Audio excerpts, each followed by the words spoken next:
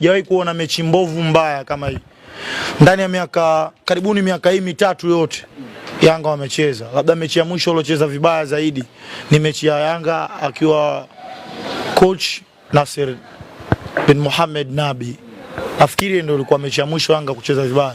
Lakini pia hawakucheza walivyocheza jana. Walipoteza, waliconcede goal, baadaye wakarudisha, wakafungwa goli na kukaa nyuma.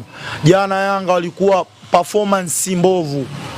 Yani mimi mwenyewe mwana Yanga na naipenda Yanga, lakini kwa jicho langu la kawaida sina mchezaji ambaye nilimuona alikuwa katika ubora wake moja kwa moja. Kama sitataja watatu, yani kama sitataja watatu kwenye ukuta nyuma, basi nitataja mmoja tu. Djigui Diarra alikuwa kwenye kiwango kizuri. Ukimtoa Diarra atafuata Mwamnyeto, kiwango kizuri. Ukimtoa Mwamnyeto atafuata Dickson Job, kiwango bora. Ukitoa Dickson Job atafuata Ibrahim Abdullah Baka, kiwango bora. Ni watu wanne tu walikuwa wanafanya utimamu wa kila anachokitaka.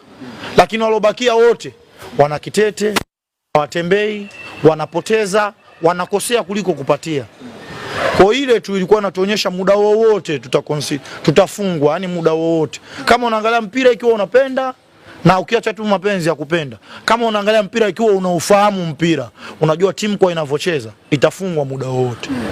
Unadhani ule ulikuwa ni mpango mkakati wa mwalimu Yanga wakae nyuma? Hapana, sio ni mpango mkakati wa mwalimu. Kwa sababu mwalimu hawezi kukubali timu ishambuliwe na makocha wote duniani sasa wamebadilisha aina ya ukabaji.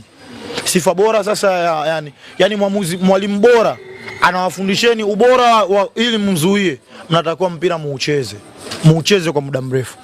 Na tulikuwa tukioni kwao kile Yanga. Kwa maana hata kupiga pasi, afikishi pasi 10 mpira wameutoa.